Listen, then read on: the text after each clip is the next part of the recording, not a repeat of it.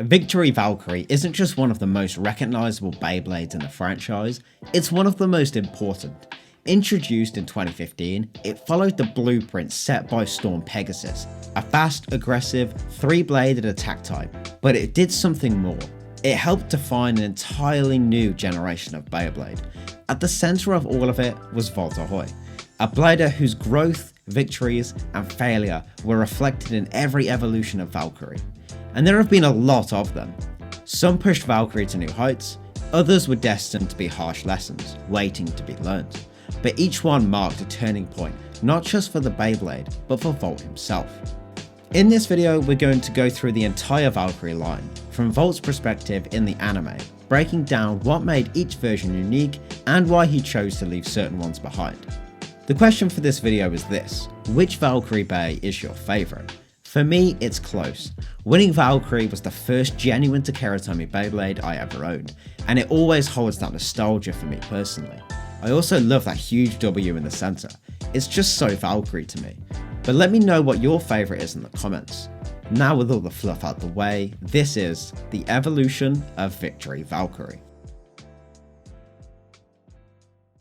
Now before we get into the main line, there's one Beyblade worth mentioning, if only briefly. Valkyrie Wing Estelle. Technically, this is the very first Valkyrie. It appears at the beginning of the manga and marks the starting point of the entire line.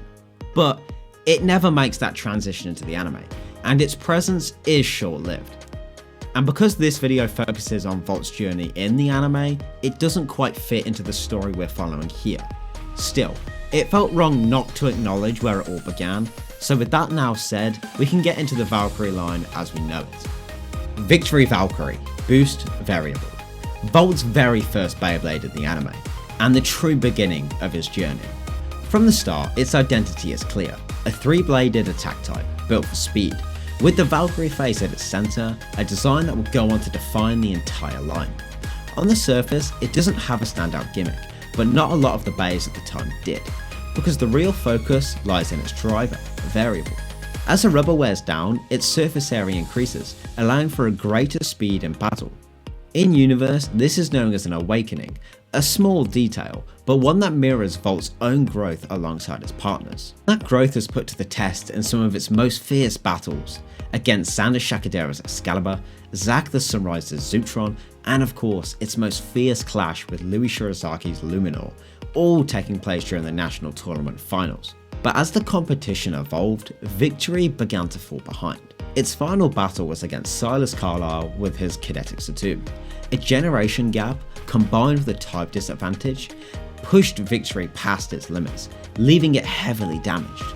From there, it was taken by the Bay trainer Raoul, and set on the path to its first major evolution. But more than anything, Victory Valkyrie represents a starting point. It carried Volt to the finals, it put him on the map. It's the reason he was even seen as a contender for the world stage. And in a lot of ways, Volt, and maybe all of us, owe everything to that first Beyblade, Victory Valkyrie. God Valkyrie 6 Vortex Reboot. Now fully upgraded and brought in line with the new generation, this was the Beyblade meant to carry Volt to the world stage.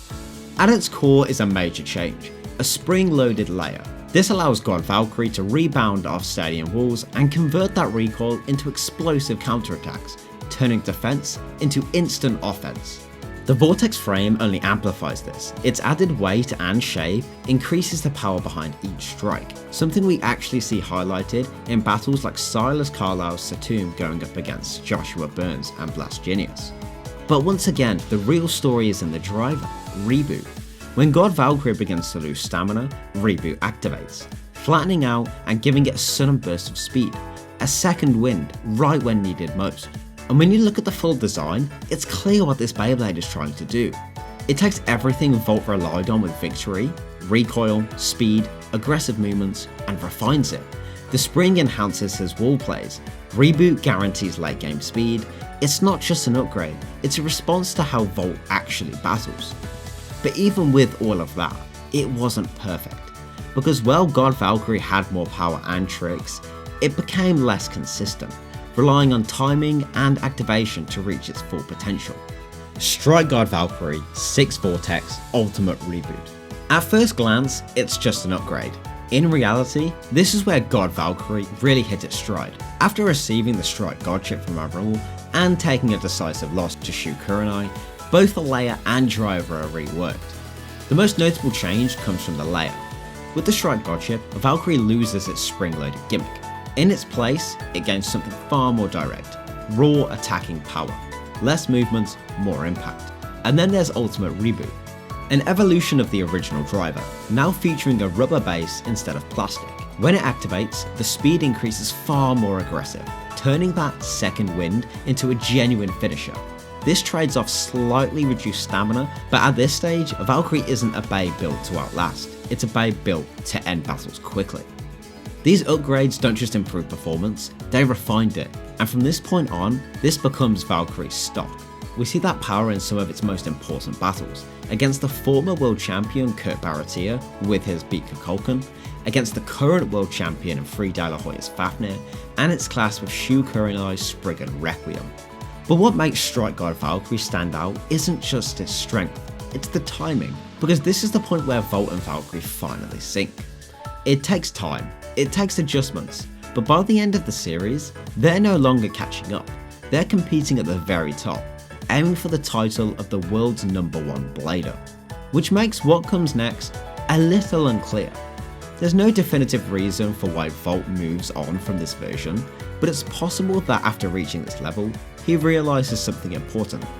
This was as far as this Valkyrie could take him, and if he wanted to go further, it would have to evolve again.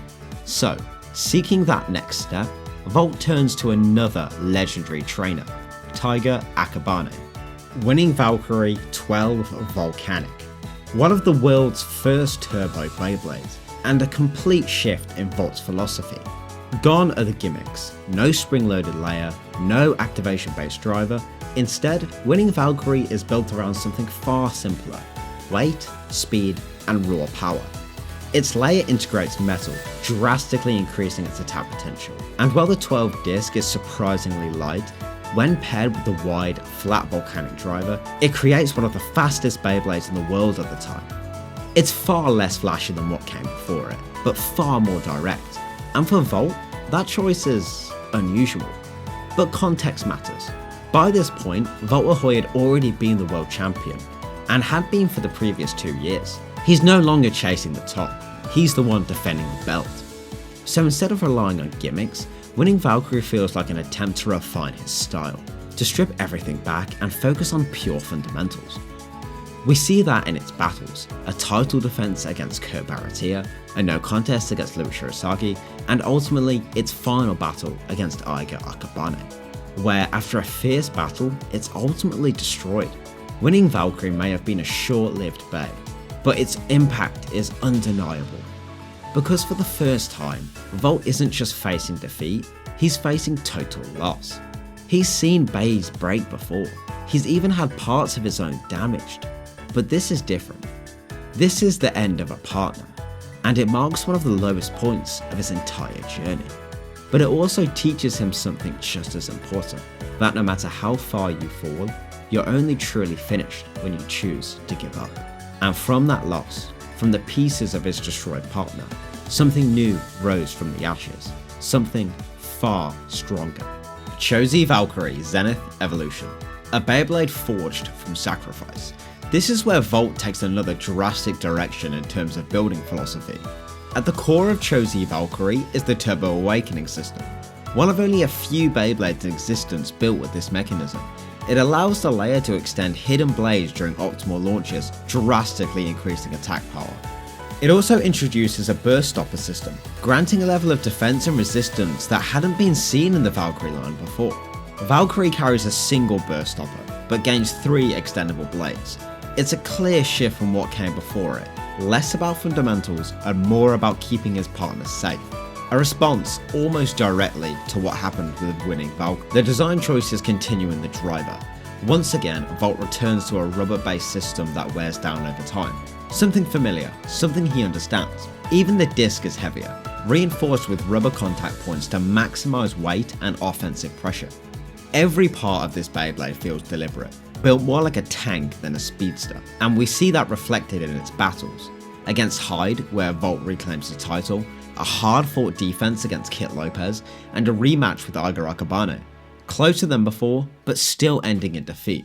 This time, however, Valkyrie remains intact, and even though Volt is no longer the world champion, he doesn't stop moving forward, because now the goal isn't just to reclaim a title, it's to surpass his limits entirely. And that means reaching into something new, something that feels just out of reach, a power locked away in the next generation of Beyblades, the Gamma system. Valkyrie Blitz Power Retsu. With the arrival of the Gamma system, Beyblade technology takes another leap forward, now built from 5 parts instead of the usual 3 or 4. And with it, Valkyrie changes direction once again. This time the focus shifts away from explosive power. The burst stopper is removed entirely, replaced with a more aerodynamic layer designed to reduce air resistance and increase speed. If Cho-Z Valkyrie was a hammer, then Valkyrie is a sword, built for precision, cutting movements, and controlled aggression rather than overwhelming force. But that doesn't mean it lacks defenses. The power driver introduces a built-in spring mechanism that allows Valkyrie to compress under impact. In this state, it becomes significantly harder to burst, almost unbustable in concept, at least with the anime's interpretation. Meanwhile, the Blitz disc adds extreme weight and 3 blade extensions, further enhancing its cutting power through both air and opposing Beyblades. It's a design built for efficiency, speed, precision, and survivability all in one. We only see Valkyrie at a few key matchups, against Dante and Armin early in their development, as well as a 3-way clash involving Eiger Akabane and Dante with his Imperial Dragon this time, though we never get to see how this battle plays out. But by this point, the evolution of Beyblade technology is accelerating faster than ever before. Heavier, stronger, more complex bays are emerging, pushing even the Gamma system towards their limits. And Volt, once again, is forced to make a decision, because if he wants to stay at the top, Valkyrie won't be enough. So he looks upward, above Gamma, to something beyond. Brave Valkyrie, Evolution 2A. By this point, Volt had already reclaimed his position as the world's top blader. Whether that came through Valkyrie or Brave Valkyrie isn't entirely clear, but what is clear is the direction he chooses to go next. Once again, Volt strips away gimmicks. Instead of layered burst resistance or a complex activation system, Brave Valkyrie returns to a more direct philosophy, integrating rubber into both the layer and chassis to prioritize aggression, recoil, and movement. In many ways, this feels like a return to an older style of blading, but also feels intentional. It can be interpreted as Volt finally comes to terms with the destruction of winning Valkyrie, no longer trying to protect his Beyblade from breaking, but instead accepting that risk is just part of his style. And whether or not that's the exact intention in universe, the result is the same. Volt is back at the top without relying on defensive gimmicks. Brave Valkyrie is covered in rubber, designed to bounce off stadium walls, absorb impacts, and convert collisions into attack power. The evolution driver also makes a return, now enhanced with a stronger spring, an industry standard at this point across high-level Beyblades. This is also a period where legendary bladers are at their peak presence. As a result, Brave Valkyrie spends much of its time in high-level team battles against opponents like Shu Kurenai, Free De La Hoya, Eiger Akabane, and Lane Valhalla. And through all of it, Brave Valkyrie proves one thing consistently, that it has the power to keep Volt at number 1. But more importantly, this is a more mature Valkyrie, and reflects a more mature blader.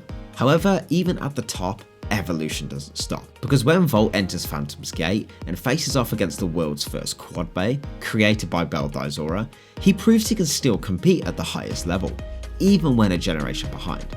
But even then, it's not enough. He's being surpassed, which means there's only one direction left to go. Another evolution. Savior Valkyrie, Shot 7. Volt's first quad Beyblade, and another clear shift in philosophy. After years of refining and simplifying his style, Volt once again embraces something more complex, and far more expressive.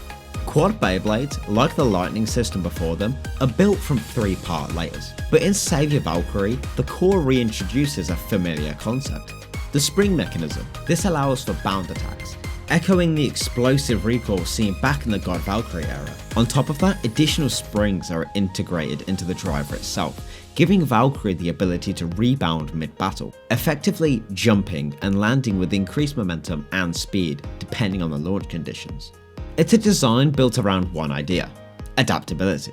A response to a meta where Beyblades have become more powerful, more versatile, and far less predictable than before. And perhaps more than any version before it, Saviour Valkyrie feels like Volt rediscovering enjoyment in the sport. We see that reflected in his battles against bladers like Beldaizora, Ranzo Kiyama, and even his role in mentoring newcomers such as Rashad Goodman. But that momentum doesn't last forever. In a clash against Rashad's greatest Raphael, Saviour Valkyrie is ultimately defeated, and this time, destroyed. It marks the second time Volt loses a Beyblade to complete destruction. This time is different though. This time, Volt is more prepared for a comeback. Digging deep, Volt doesn't shell up and attempt to fit Valkyrie with defenses like the past. He's learned that lesson. That sort of style isn't what he blades for. He embraces what makes him and his partner special. And so he sets out for not just another evolution, but for the evolution. Ultimate Valkyrie Legacy of Variable Dash 9. This is the culmination of every Valkyrie that came before it. A design built not around reinvention, but refinement. Every element is pulled back to the two core principles that made Valkyrie from the very beginning: speed and power. Its layer features sharp, aggressive edges reinforced with rubber, designed for devastating attack potential. And once again, variable returns, its low profile allowing it to strike opposing Beyblades from beneath, exploiting defensive gaps at close range. But what makes Ultimate Valkyrie special isn't what it adds, it's what it remembers.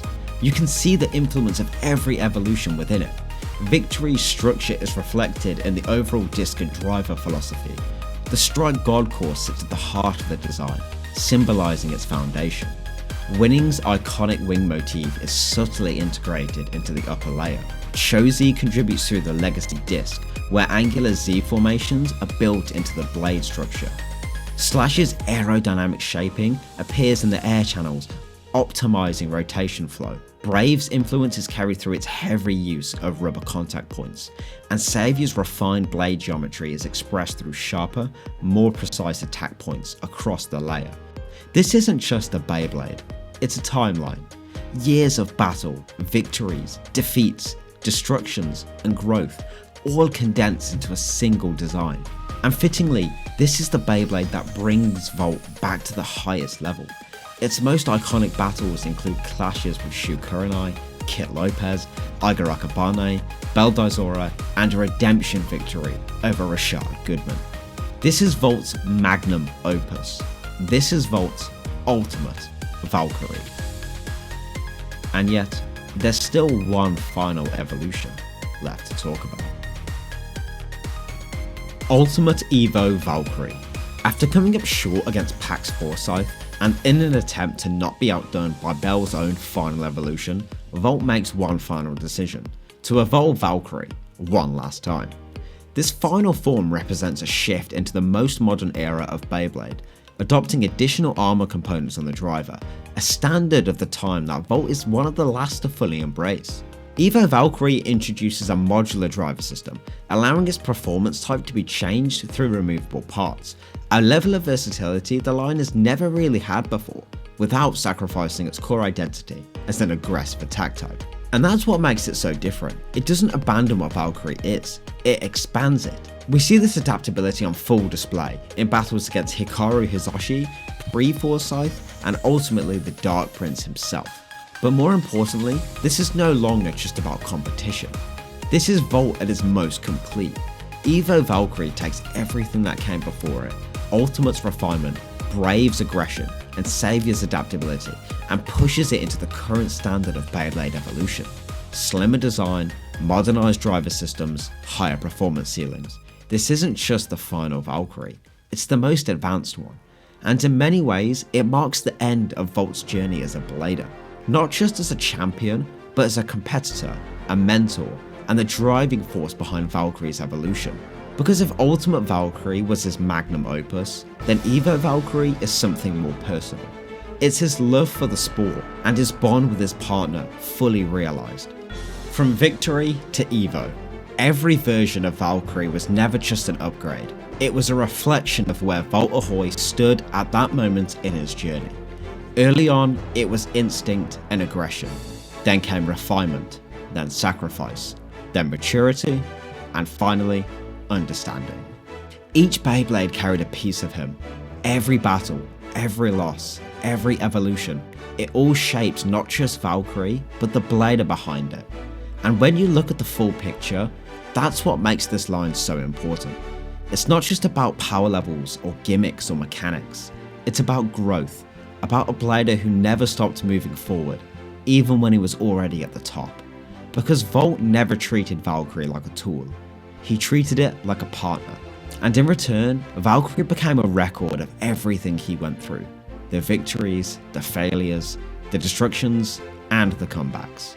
From Victory Valkyrie to Slash to Evo. It was never just an evolution for the sake of strength. It was an evolution for the sake of connection. And in the end, that might be the real reason Valkyrie became the blader he is. Not because he always won, but because he always evolved. And that's the evolution of Victory Valkyrie.